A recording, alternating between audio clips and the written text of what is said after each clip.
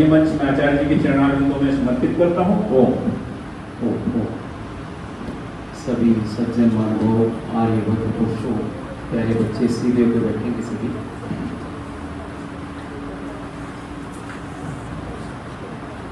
मेरे साथ मिलकर पवित्र गायत्री मंत्र का उच्चारण करेंगे। अपने अंतःकरण वातावरण को पवित्र बनाएं।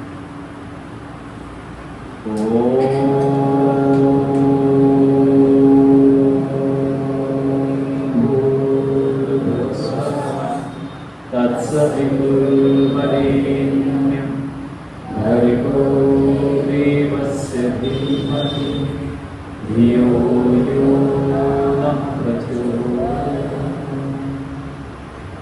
ॐ युभूतं च भव्यं च सर्वं यश्चाधितिष्ठति स्वर्यस्य च केवलं तस्मै ज्येष्ठाय ब्रह्मणे नमः। तस्मै ज्येष्ठाय ब्रह्मणे नमः।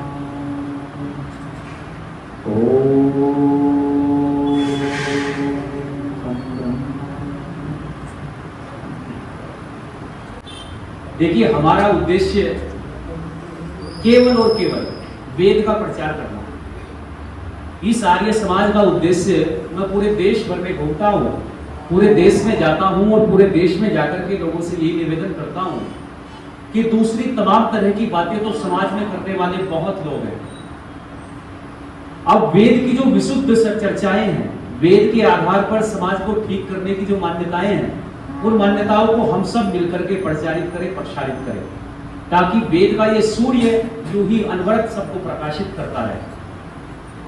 इसी के निमित्त कई सारी चर्चाएं आज देश भर में हम लोग आर्य समाज के माध्यम से कर रहे हैं। आप सब देखते होंगे, प्राय भारतवर्ष एक उत्सवों का देश है। यहाँ निरंतर कोई ना कोई उत्सव चलता रहता है, यहाँ निरंतर कोई ना कोई त्योहार चलता रहता है। अभी पिछले दिनों आप सबने पूरे देश में देखा कि लोगों ने मिलकर के एक चतुर्थी मनाई, जिसको क्या कहा गया? गणेश चतुर्थी। यानी गणेश चतुर्थी के रूप में हमने भगवान गणेश को याद किया और भगवान गणेश के स्वरूप को आर्य समाज ने आपके सामने बखूबी रखा। लेकिन एक निवेदन मैं आपके बीच में और कर रहा हूं कि अभी गणेश चतुर्थी की समाप्ति के उपरांत अभी एक बहुत बड़ा पर्व पूरा देश मना रहा है, जिस पर्व को वो 22 सितंबर से लेकर के 1 अक्टूबर तक चलेगा। कौन सा पर्व? स्वच्छता पखवाड़ा जी हाँ, बच्चे कह रहे हैं स्वच्छता पखवाड़ा। तो स्वच्छता पखवाड़ा तो चलेगा ही, लेकिन देवी देवताओं के नाम पर पर्व हम मना रहे हैं। वो कौन सा पर्व आरंभ होगा? है जी, नवरात्र। क्या कहते हैं उसको? नवरात्र। अच्छा, नवरात्र हम लोग मनाएंगे, नवरात्रि सब। इसी के संबंध में वर्तमान में क्या मान्यताएं समाज में प्रचलित है और विशुद्ध मान्यताएं क्या है, इस पर हम थोड़ी सी चर्चा करेंगे, क्योंकि जानकारी रखना हम सबका परम कर्तव्य है। देखिए, हम सब यहाँ एकत्रित हुए किस लिए? कि हम सब क्या करें? सत्संग। क्या करें हम सब? सत्संग। तो मैं पूछना चाहता हूँ आपसे कि सत्संग किसे कहते हैं? जी, बच्चे उत्तर दे रहे हैं कि जो सत्य का साथ दे। अच्छा, एक जगह मैंने पूछा कि सत्संग किसे कहते हैं, तो लोग कहने लगे जी भजन गाने का नाम सत्संग है। ये जो ढोलक और बाजा लेकर के, हारमोनियम लेकर के, या कुछ लोग जिनके पास पैसे ज्यादा है, बड़े बड़े डीजे लगा करके भजन गा रहे हैं, इसका नाम क्या है? सत्संग है। अच्छा, एक चीज बताओ, यदि ढोलक और बाजे बजाने का नाम सत्संग है, तो हिजड़े तो ये हर रोज ढोलक बाजे से गीत गाते थे, तो सत्संग करते हैं। तो पता चला कि खाली गीत गाने का नाम ही सत्संग। तो एक व्यक्ति कहने लगा जी सत्संग तो उसका नाम है जहां ऐसी चर्चा हो कि जिस भजन में राम का नाम ना हो, उस भजन को गाना। अच्छा, जिस भजन में खाली राम का नाम हो, ऐसे तो बहुत सारे गीत हैं जिनमें राम का नाम है। एक गीत आप लोगों ने सुना होगा कि राम तेरी गंगा, राम तेरी गंगा मैं भी, हाय मैं क्या करूं राम मुझे। अच्छा, ये राम का नाम है कि नहीं गीत में? अच्छा, इस तरीके के एक गीत नहीं है, सैकड़ों गीत। अच्छा, इन गीतों को गाने का नाम सत्संग होगा? पता चला कि इन गीतों को गाने का नाम भी सत्संग बोलो। राम का नाम जरूर है उन गीतों के अंदर, पर उन गीतों को गाने का नाम भी बोलो सत्संग। जब सत्संग के बारे में पूछा तो महर्षि दयानंद ने हमको विशुद्ध परिभाषा दी। और कहां दी? तो ऋषिवर दयानंद ने कई सारे ग्रंथ लिखे हैं। मैं बड़े ग्रंथों की चर्चा नहीं कर रहा हूं, लेकिन छोटी छोटी पुस्तकें लिखी हैं जिनसे जीवन का निर्माण होता है। एक पुस्तक महर्षि दयानंद ने बड़ी सुंदर हमारे सामने दी, और पुस्तक का नाम है आर्य उद्देश्य रत्नमाला। और आर्य उद्देश्य रत्नमाला में महर्षि दयानंद सत्संग की परिभाषा देते हैं, और वो कहते हैं कि जिसके करने से सत्य का संग हो जाए और जिसके करने से असत्य का संग बोलो छूट जाए, उसी का नाम क्या है? जल्दी बोल दो। सत्संग। यानी महर्षि कह रहे हैं कि जिसके करने से विद्या की वृद्धि होती हो और जिसको करने से अविद्या बोलो छूट जाती हो, उसका नाम क्या है? बोलो सत्संग। विद्या बढ़ती चली जाए, अविद्या छूटती चली जाए। इसलिए महर्षि दयानंद ने आर्य समाज का नियम बनाया कि सत्य के ग्रहण करने और असत्य के छोड़ने में बोलो सर्वदा उद्यत रहना चाहिए। सत्य के ग्रहण करने में, असत्य के छोड़ने में सर्वदा उद्यत रहना चाहिए। और ये मान्यता जब तक आर्यवर्त में रही, तब तक हमने आध्यात्मिक रूप से उन्नति की। जब तक ये मान्यता आर्यवर्त में रही, हमने सामाजिक उन्नति की, आर्थिक उन्नति की, राष्ट्रीय उन्नति की, पूरी दुनिया का नेतृत्व किया और पूरी दुनिया में हमारे चक्रवर्ती सम्राट गए। जब तक ये मान्यता रही, यही कारण था कि महर्षि दयानंद फिर से इस देश को आर्यवर्त बनाना चाहते थे। इसलिए उन्होंने नियम बनाया कि सत्य के ग्रहण करने और असत्य के छोड़ने में बोलो सर्वदा उद्यत रहना। पर आज आप देखो समाज में दृष्टि दौड़ा करके, क्या हम आज सत्य के ग्रहण करने में उद्यत रहते हैं? क्या हम असत्य के छोड़ने में तत्पर रहते हैं? नहीं, आज हम इसके विपरीत आचरण कर रहे हैं। जहां पाखंड है, जहां अविद्या है, जहां अज्ञान है, उसमें व्यक्ति तीव्रता से भागता है, और जहां विद्या की बात होती हो वहां से दूर भागता है, विद्या को ग्रहण नहीं करता। याद रखिए, यदि सच्चे अर्थों में आप सत्संग का पालन करना चाहते हो, अपने जीवन को सत्संग में बनाना चाहते हो, तो विद्या का ग्रहण करना पड़ेगा। और याद रखिए, जब जब सत्संग जीवन में आता है, तब तब व्यक्ति पुरुषार्थी बनता है। जब जब जीवन में सत्संग आता है, तब तब व्यक्ति कर्मठ बनता है, कर्मशील बनता है, पुरुषार्थी बनता है, अकर्मण्य नहीं होता। और अकर्मण्य न होने से व्यक्ति बोलो कभी भी गरीब। और देखो, मेरे ऋषि यही चाहते थे दुनिया में। स्वामी दयानंद का यही मिशन था। एक तो भारत में गरीबी न रहे, और दूसरी भारत में अविद्या न रहे। और इन दोनों चीजों पर स्वामी दयानंद काम करना चाहते थे। एक चीज को सबसे पहले हटाना चाहते थे, जिसका नाम था अविद्या। और अविद्या को हटाने के लिए स्वामी जी ने कितने शास्त्रार्थ लड़े हैं, अविद्या को हटाने के लिए स्वामी जी ने कितने ग्रंथ लिखे हैं, अविद्या को हटाने के लिए जन जन में प्रचार किया है। लेकिन गरीबी हटाने पर काम करने ही वाले थे, पर दुनिया से बोलो। एक चीज पर बहुत काम किया स्वामी दयानंद, 20 वर्षों तक अनवरत काम किया। और गरीबी हटाने के लिए स्वामी दयानंद कहते थे कि हमारे देश के लोग उद्योगों की विद्या को जानने के लिए विदेशों में जाएं, और वहां विदेशों में जाकर के उन सब विद्या को सीखें, और भारत में आकर के उद्योग धंधे लगाएं, जिससे हमारी आर्थिक उन्नति भी हो और विद्या की प्राप्ति से हमारी मानसिक उन्नति। अब जब मैं स्वामी दयानंद को पढ़ता हूं, तो मेरे मस्तिष्क में विचार आता है कि यदि स्वामी दयानंद की बातों को देश ने माना होता, तो राष्ट्र की स्थिति ही कुछ और होती। पर हमने नहीं माना, हमने पुरुषार्थ को छोड़ दिया। आज देखो, हम अपने बच्चों को पुरुषार्थी नहीं बना रहे, हम अपने बच्चों को पुरुषार्थ सिखा ही नहीं रहे। हम क्या करते हैं? देखो, छोटी छोटी चीजों से जीवन बदलता है। पंडित जी घर में आते हैं, विद्वान घर में आते हैं, पुरोहित घर में आते हैं। अपने घरों में विद्वानों को बुलाया करो। एक घर में विद्वान पंडित जी गए, छोटा बच्चा है घर में भी बहुत, वो दौड़ा दौड़ा गया, माता पिता से बोला कि आज पंडित जी को खाना मैं खिलाऊंगा। और वो जैसी चपाती प्लेट में रख करके चलने लगा, एकदम पिता ने डांटा कि ठहरो, हाथ जल जाएगा, तुम्हारे बस का नहीं है। बच्चा खाना खिलाना चाहता था, लेकिन एकदम से पिता ने डांट करके बोला, अरे नहीं नहीं, तुम्हारे बस का नहीं हाथ जल जाएगा। उससे रोटी की प्लेट नीचे रखवा दी। बच्चे ने कहा चलो रोटी नहीं खिलाने देते, मैं पंडित जी को पानी पिलाता हूँ, पानी पिलाऊंगा। पानी का गिलास उठाया और फिर डांट दिया कि नहीं नहीं ठहरो, पानी का गिलास कंच का गिलास है, गिर करके फूट जाएगा, तुम्हारे पैर पर गिर जाएगा, नुकसान हो जाएगा, तुमसे नहीं पिलाया जाएगा, तुम्हारे बस का। बार बार यही बोलते रहे तुम्हारे बस का नहीं है, तुम्हारे बस का नहीं है, तुम्हारे बस का। उसके मन में बैठ गया कि मेरे बस का। अच्छा, जब बुढ़ापे में चले गए तो अब खाट पर बैठे हुए हैं और बुढ़ापे में स्थिति ऐसी है, दवाई लेने के लिए टैबलेट निकाली, हाथ पर रखी और बच्चे से कहा कि बेटा एक गिलास पानी का दे दो। तो उसने तो गीत रट रखा था पहले से, क्या बोला कि मेरे बस का।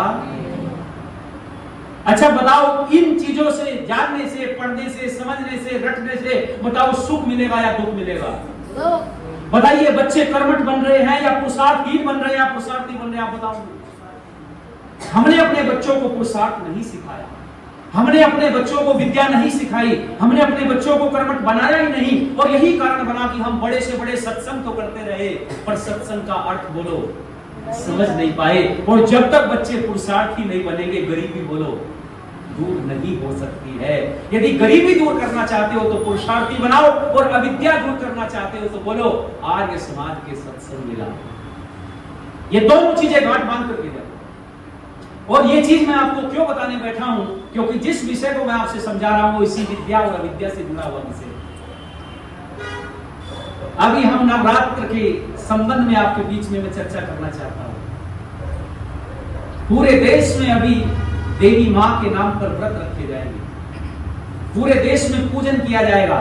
अरे बच्चों, विचार करके देखना, जब हम इन सब चीजों को अपने घरों में पाते हैं, देवताओं के स्वरूपों को पाते हैं और इनके नाम पर हम व्रत रखते हैं, तो मैं आप लोगों से पूछना चाहता हूं, जरा बताओ आप सब में जितने लोग यहाँ बैठे हैं, क्या व्रत में, उपवास में अंतर है या एक है दोनों चीजें?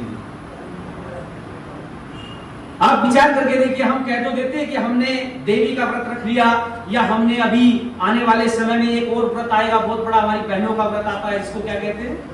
करवा चौथ का व्रत है।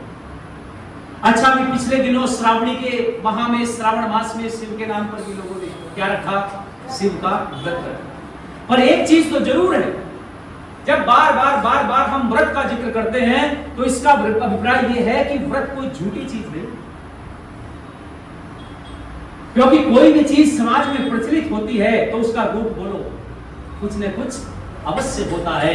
ये हमारे विद्वानों की खोज होती है, ये हमारे विद्वानों का मस्तिष्क होता है कि किस वस्तु को किस तरीके से हमारे सामने प्रस्तुत करें, ये विद्वानों का होता है।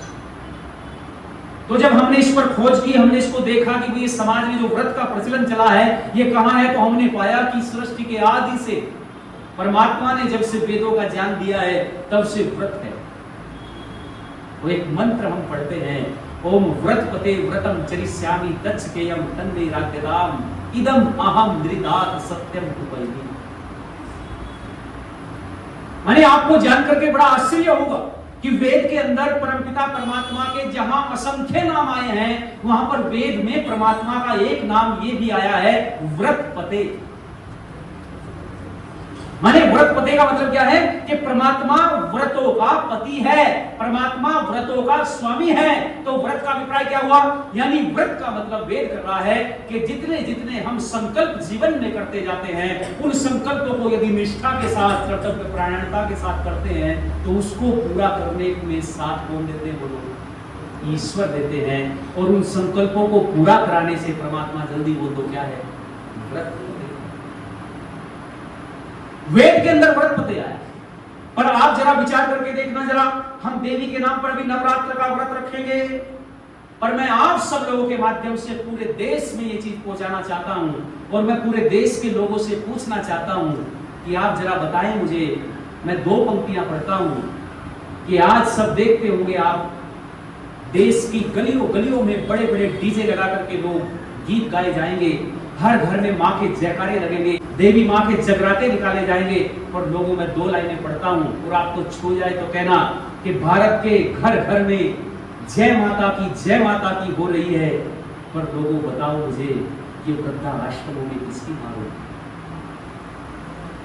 आज विचार करके देखो, पूरे देश जय माता की नारे लगते हैं कि मैं नहीं सुनिया जय माता की, अगले भी बोलो जय माता की, पिछले भी बोलो जय माता की, सब बोलो जय माता की। याद रखिए जय माता की नारे लगाए जा रहे हैं, लेकिन जब से ये नारे पड़े हैं तब से ही वृद्धाश्रमों की संख्या भी बोलो। अच्छा, मां के जय के नारे लगते चले जाए और वृद्धाश्रमों की संख्या भी बढ़ती चली जाए, ये तो वही कहानी होगी कि घर में दीपक भी जला दिया और अंधकार भी बोलो।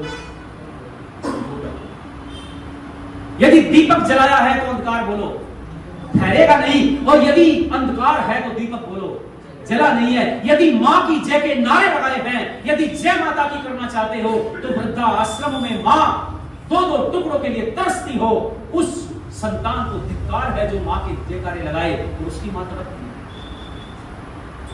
पूरे राष्ट्र को समझने की अरे वो दुर्गा मां तो कोई और है, वो परमपिता परमात्मा तो दुर्गा का रूप लेकर के सारे समाज को संकेत करता है। वो कहना चाहता है, परमात्मा ने कहा है कि घर में रहने वाले माता पिता का पालन करते हुए, पोषण करते हुए, मेरा ध्यान करते हुए आगे बढ़ो तो जीवन सफल बनेगा। वही चीज मैं आपसे बता रहा हूं। और ये समाज में इस तरीके का प्रचलन क्यों चला, तो देखो दो चीजें हैं, जरा ध्यान से सुनना आज के व्याख्यान को और जाकर के दूसरों को सुनाना। वेद के शब्दों के जिस समय अर्थ निकाले गए तो दो तरीके से अर्थ निकले। वेद के शब्दों के अर्थ निकालने वाले एक आर्ष विद्वान होते हैं और एक अनार्ष विद्वान होते हैं। यानी जितना भी शब्द भंडार आज दुनिया में आपको दिखाई देता है सब वेदों की देन है। आज यदि दुर्गा शब्द ले लो, लक्ष्मी ले लो, सरस्वती ले लो, गणेश ले लो, पार्वती ले लो, शिव ले लो, ब्रह्मा ले लो, विष्णु ले लो, तमाम शब्द जितने भी आपको दिखाई देंगे ये सारे के सारे शब्द एक स्वर में बोल दो कहां पर है, सब वेद की। लेकिन इन वेद के शब्दों को आर्ष रूप देना और अनार्ष रूप देना ये किसका कर्तव्य है बोलो? ये विद्वानों का काम है।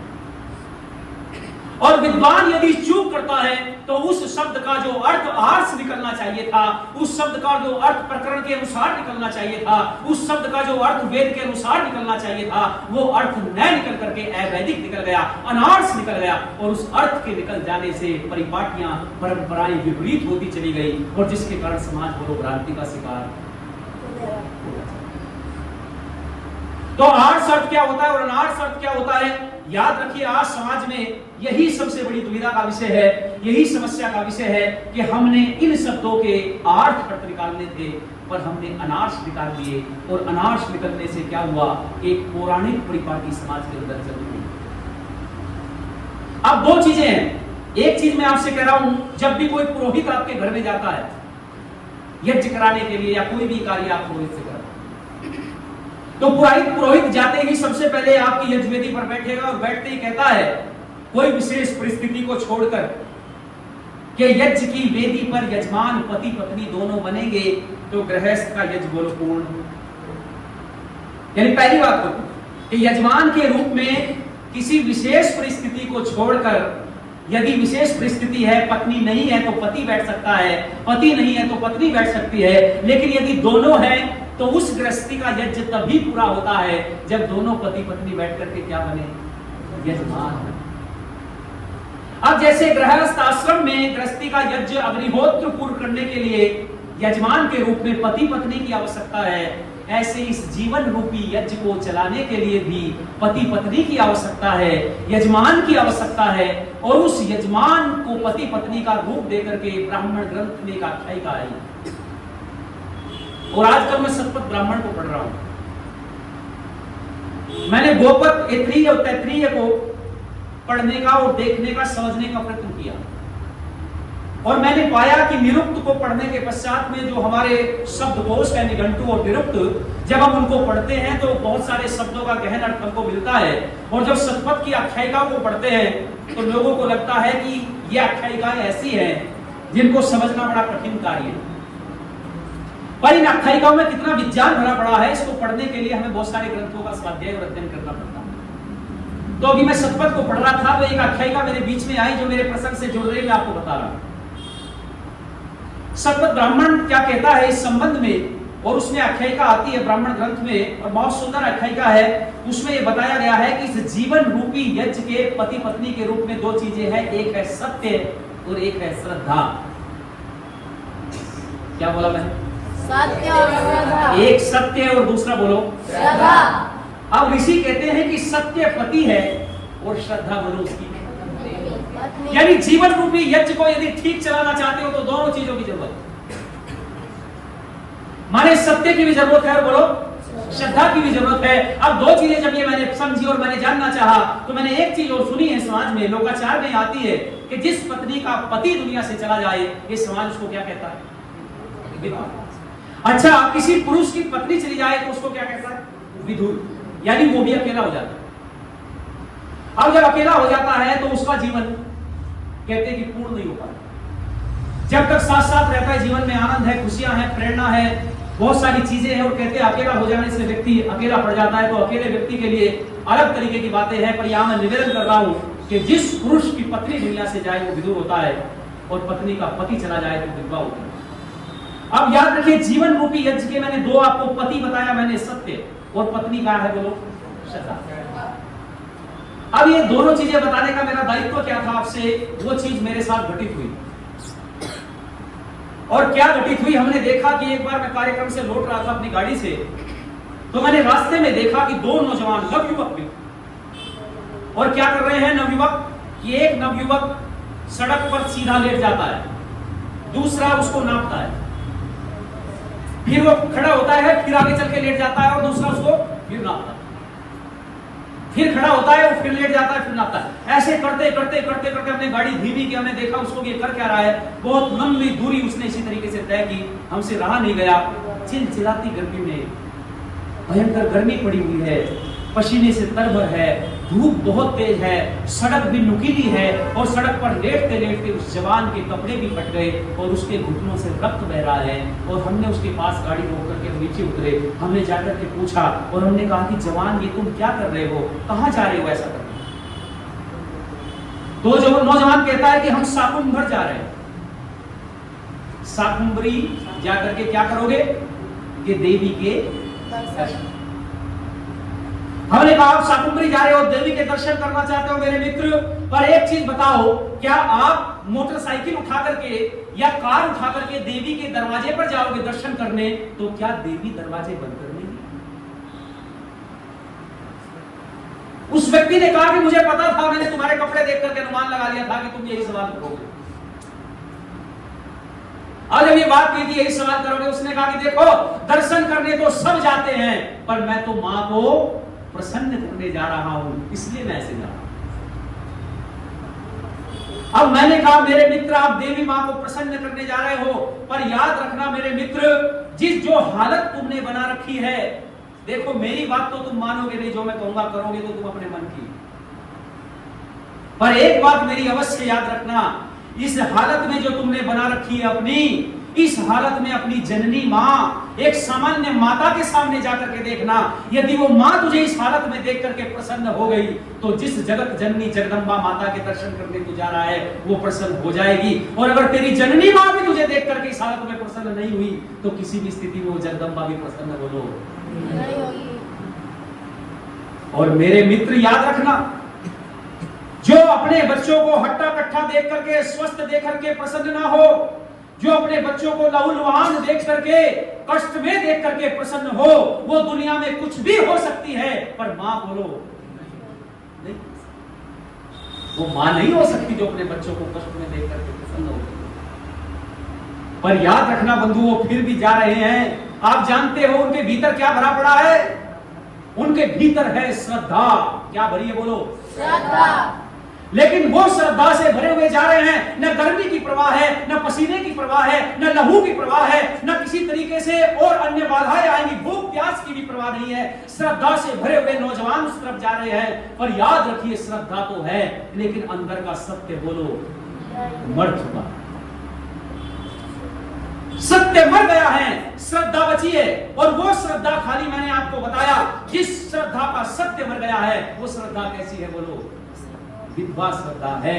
और विधवा श्रद्धा को लेकर के वो अपने जीवन को संस्कारित बनाना चाहते हैं, वो अपने जीवन को सुखमय बनाना चाहते हैं, वो अपने जीवन को आनंद से भरना चाहते हैं। पर विधवा श्रद्धा के सहारे जीवन बोलो आनंदित नहीं है। वो श्रद्धा में तो है, उनके जीवन में उस तरीके के उनके जीवन के अंदर वातावरण बन रहा है, लेकिन लेकिन सत्य छूट गया है और सत्य के छूट जाने से उनका जीवन अधूरा हो गया है। अब याद रखिए बंधुओं, एक तरफ वो मेरा पौराणिक जगत है और दूसरी तरफ ये आर्य समाज है। और आर्य समाज के लोगों से भी मैं कहना चाहता हूं कि आर्य समाज के लोगों, तुम्हारे पास सत्य है, तुम्हारे पास वेद का सत्य है, तुम्हारे पास ऋषियों का सत्य है, तुम्हारे पास ऋषि दयानंद का सत्य है, तुम्हारे पास सत्या प्रकाश का सत्य है, तुम्हारे पास सत्य तो है, पर तुम्हारी बोलो श्रद्धा मर चुकी है, और अगर मरी नहीं है तो मरणासन अवस्था में नहीं है। ये चीज मैं क्यों कह रहा हूं? आप देखो यहाँ बहुत महनीय लोग बैठे हैं, माननीय आदित्य वर्धन जी यहाँ बैठे हुए इस समय, माननीय ज्ञानचंद गुप्ता जी बैठे हैं। ये वो अनुभव, ये वो रीढ़ है समाज की, वो गिरी है जो वर्षों से समाज को देखते आ रहे हैं। आज विचार करके देखो, जब आर्य समाज का विद्वान आता था तो दरवाजे पर सारे कार्यकर्ता खड़े हो जाते। जब कोई वैदिक विद्वान, वेद का मनीषी आता था तो उसका आतिथ्य सत्कार होता था, उसको अर्घ्य दिया जाता था, और अर्घ्य देकर के कहते हैं कि कीचड़ हो जाए घर के दरवाजे पर इतना अर्घ्य, अर्थात विद्वानों का आगमन लगा रहता था। पर आज आप विचार करके देखो, आज कोई मानता है किसी विद्वान की बात को? आप जीवन में विचार करके देखो, हम लोगों के पास सत्य की कमी नहीं है, हमारे पास विज्ञान की कमी नहीं है, हमारे पास तर्क की कमी नहीं है, हमारे जीवन से जो चीज उठ गई है उसका नाम क्या है? बोलो, श्रद्धा है। और जितनी जितनी श्रद्धा हमारे जीवन से निकलती चली गई तो सत्य भी अकेला रह गया, सत्य भी विदूर हो गया है, और सत्य अकेला भी ईश्वर की प्राप्ति नहीं करा सकता। इसलिए मैं निवेदन करना चाहता हूं, एक सूत्र देता हूं मैं, पूरे देश दुनिया में मैं यही बात कहता हूं कि दोनों चीजें हैं, सत्य और श्रद्धा। जिस दिन पौराणिक जगत की श्रद्धा और आर्य समाज का सत्य दोनों आपस में मिल जाएंगे, उस दिन इस भारत को विश्व गुरु बनने से कोई ताकत नहीं है। ये दोनों चीजें मिलकर चल रही है, और मैं यही निवेदन आपके बीच में करने लगा हूं कि आज समाज में ये जितना भी नवरात्र के नाम पर, ये देवी के पूजन के नाम पर अब दुनिया देश भर में जो प्रचलन चलेगा, ये प्रचलन उन पौराणिकों की श्रद्धा का परिणाम है। लेकिन इसमें यदि सत्य जुड़ जाता तो हमको नवरात्र के अर्थ का पता चलता। और वेद का सत्य क्या कहता है नवरात्र के संबंध में? वेद का सत्य क्या समझाता है आपको? नवरात्र होते क्या है, नवरात्र मनाए क्यों जाते हैं? देखो, तीन चीजें होती हैं, जरा ध्यान से सुनना तीनों बातों को। एक होता है अनशन, एक होता है उपवास, और एक होता है व्रत।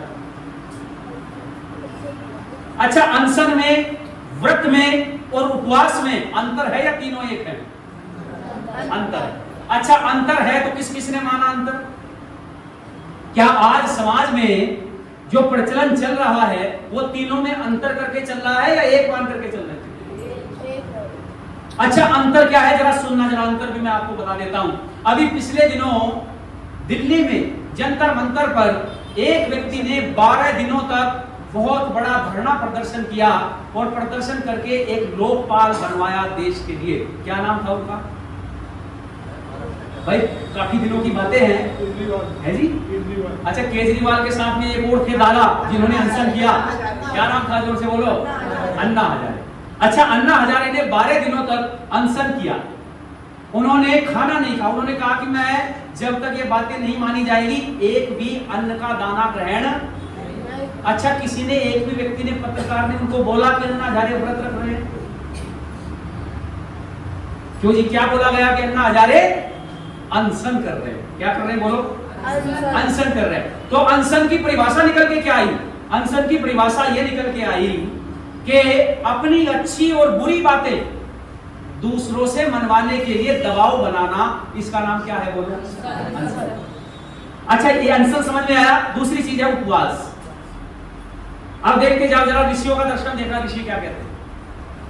उपवास का मतलब क्या है? एक उपसर्ग होता है, माने संज्ञा के पहले जो लगते हैं उपसर्ग कहलाते, और बाद में लगते हैं तो प्रत्यय कहलाते। उपसर्ग और प्रत्यय लगा करके हम शब्दों के अर्थ बनाते हैं। तो शब्द है वास। वास का मतलब क्या होता है? रहना। और उप का एक उपसर्ग है, उप का मतलब क्या होता है? समीप। मैंने उपवास का मतलब क्या हुआ? समीप बैठना, समीप रहना। अच्छा, वास में से उप हटा दो और उसके सामने नी लगा दो, क्या बनेगा शब्द? निवास। और निवास का मतलब क्या होता है? रहना। माने ठीक प्रकार से रहना। अच्छे प्रकार से रहना, व्यवस्थित तरीके से रहना, इसका मतलब है निवास। तो निवास हो गया या उपवास हो गया, उसका मतलब हुआ रहना। अच्छा, रहना यहाँ अर्थ निकल के आ रहा है, लेकिन हम उपवास का अर्थ क्या करते हैं? भोजन छोड़ देते, यही अर्थ किया ना आज तक। अच्छा, एक मैंने अनशन बताया, एक मैंने उपवास बताया, और तीसरा क्या होता है बोलो? व्रत होता है। और व्रत का मतलब होता है संकल्प करना। अब इन तीनों में से बताओ आप मुझे, श्रावणी मास में, गणेश चतुर्थी में, करवा चौथ पर, नवरात्र में, इन तीनों में से किसको रखा जा रहा है? ध्यान से बताना, सोचते। बहुत अच्छा, बच्चे के लिए ताली बजाना, बच्चे के लिए सब जल्दी ताली बजाना। कितनी गहराई से बच्चे सुने, यानी बच्चे ने तुरंत बता दिया कि देखो तीनों में से जो घरों में रखा जा रहा है वो क्या है बोलो? अनशन है। अब अनशन कैसे? देखो बच्चे सब जानते हैं, बच्चे जानते हैं कि मेरी माता जी अब कह रही है कि भोजन नहीं करूंगी 9 दिन तक, और उसने एक ये अन्न का दाना ग्रहण नहीं करेगी, अन्न छोड़ दिया। किस लिए? और भगवान से मांगना आरंभ किया कि मैं उपवास करती हूं या व्रत रखती हूं तो भगवान मुझे पोता दे दे। अच्छा, मैं उपवास कर रही हूं या कर रहा हूं, भगवान मेरे बच्चे की नौकरी लगा दे। अच्छा, भगवान पर बताओ दबाव बनाया जा रहा है भाई। अन्ना हजारे ने दबाव बनाया सरकार पर, और इंसान दबाव बना रहा है निराकार। अंतर इतना ही तो है। ये तो अन्ना की परिभाषा है ना, अन्ना की भाषा बोल रहे हैं ना आज समाज में, और देखो घर घर में बोला जाता है। और हर घर की कहानी यही है, यदि बेटा रुष्ट हो जाए तो वो भी क्या करता है? खाना छोड़ देता है। और पत्नी रुष्ट हो जाए तो खाना छोड़। अच्छा, पति ने विचार कर, देखो पति से पत्नी बोलती है कि देखो अगर ये गहना नहीं मिला तो आज से ही खाना बंद। अच्छा, ये क्या है? दबाव बनाना है कि नहीं? अपनी बात मनवाने के लिए, अच्छी या बुरी बात मनवाने के लिए दबाव बनाना, इसी का नाम तो अनशन है। और ये अनशन हर घर में हो रहा है, और इसको हम लोगों ने क्या नाम दे दिया? व्रत। जबकि व्रत तो कुछ और चीज है। व्रत रखना चाहिए, व्रत होना चाहिए, संकल्पित बनना चाहिए, और नवरात्र के व्रत रखने चाहिए। मैं कह रहा हूं हमारी समाज की वेदी से, नवरात्र के व्रत होने चाहिए, घर घर में होने चाहिए। पर किस तरीके से होने चाहिए, उसकी मान्यता क्या होनी चाहिए? याद रखना बंधुओं, 6 ऋतुएं हमारी, और माह कितने हैं बोलो? 12। और 12 माह को 6 ऋतुओं में बांटा गया, यानी 2 माह की 1 ऋतु।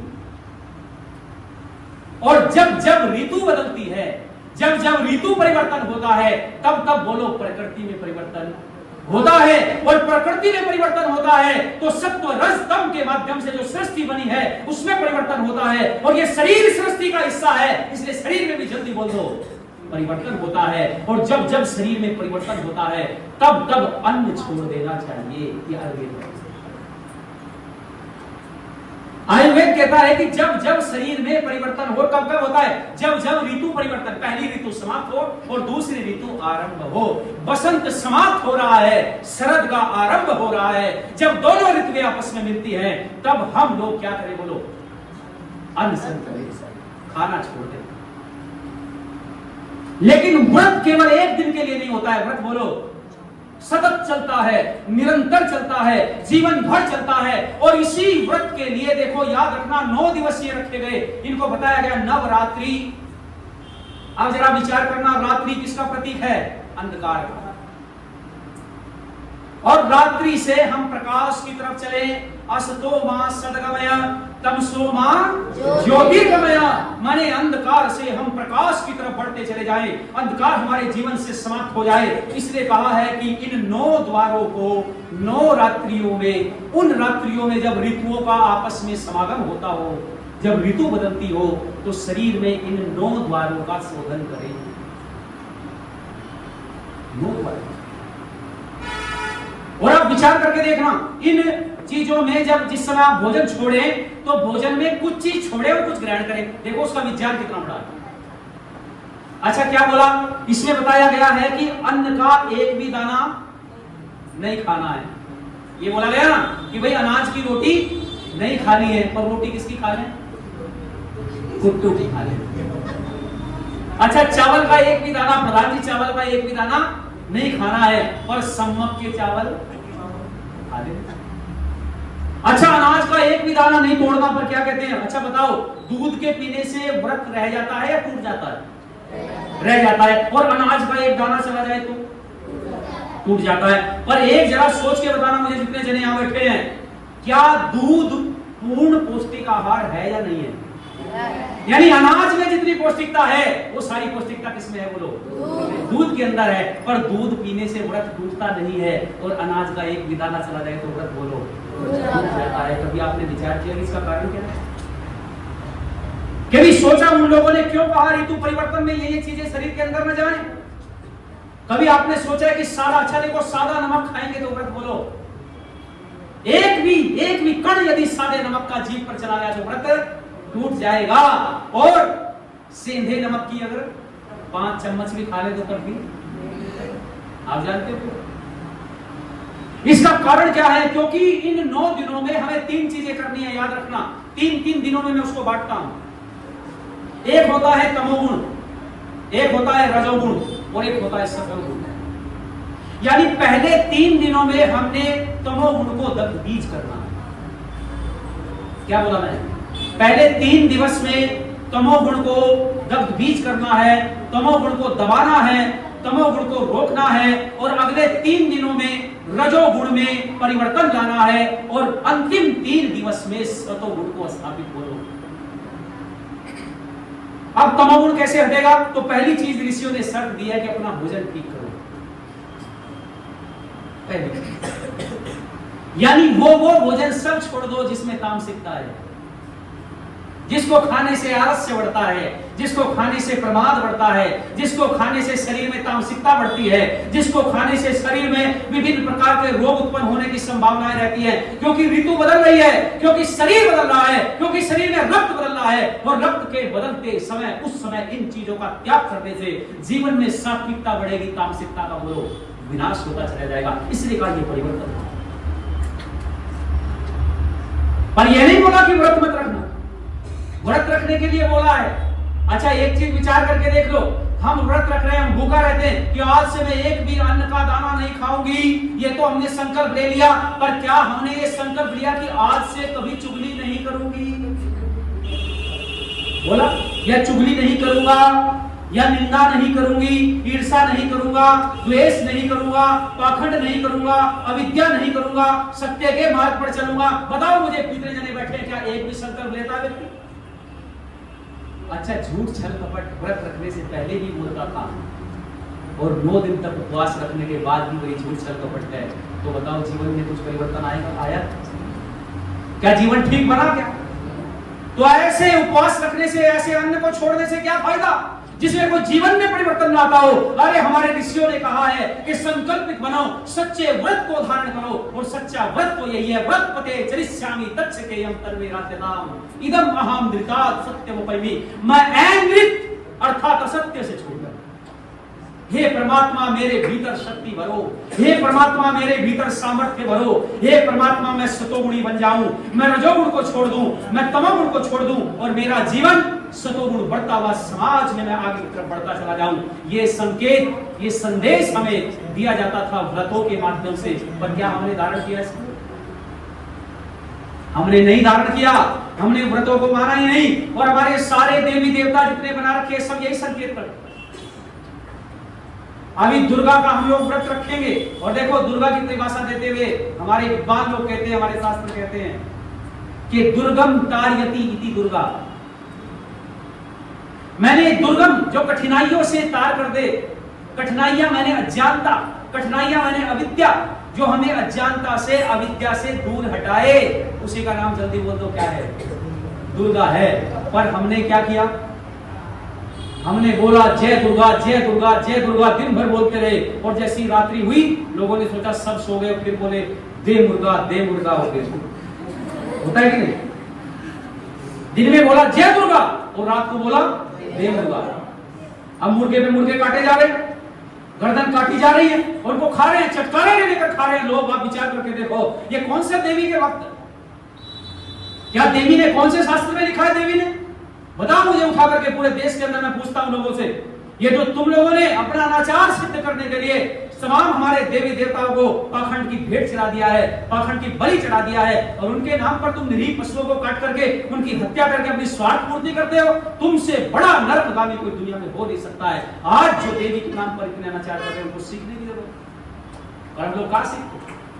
हम लोग कतई नहीं सीख रहे हैं। इसलिए व्रत का मतलब है संकल्पित होना, व्रत का मतलब है सत्य को जीवन में धारण करना, व्रत का मतलब है झूठ को छोड़ देना, अविद्या को छोड़ देना, पाखंड को छोड़ देना। जितना जितना ये चीज मानते चले जाओगे, उतने उतने व्रती बनते चले जाओगे। वरना जिंदगी भर भूखे रह लेना, कुछ भी होने वाला बोलो। नहीं है। भूख से भूखा रखने से पहले भी वैसे थे और बाद में भी बोलो वैसे के वैसे। यदि जीवन में भूखा रहने से परिवर्तन नहीं आया तो जीवन सार्थक नहीं हो सकता। ये 9 रात्रि आती हैं, इनमें परिवर्तन होता है। एक एक रात्रि में इन 9 द्वारों को ठीक करो। देखो मेरी आंखें क्या देख रही हैं, मेरे कान क्या सुन रहे हैं, मेरी नासिका कैसा सुगंध ले रही है, मेरी जिह्वा क्या बोल रही है, मेरी रसना क्या खा रही है, मेरी जो गुप्तेंद्रियां हैं वो मेरे बस में है या नहीं है। यदि इनका एक करके आप शोधन करते चले गए तो 9 रात्रियों में इन 9 द्वारों को ठीक करने का प्रयत्न करो। जीवन बेहतर बनेगा, बढ़िया बनेगा। और जितना समय मुझे दिया गया था, ठीक समय पर मैं अपनी वाणी को एक बार विराम देता हूँ। वेद के इस मंत्र को आप लोग समझने का प्रयास करें, वेद के मंत्र को जानने का प्रयत्न करें कि वेद में व्रत शब्द आया है।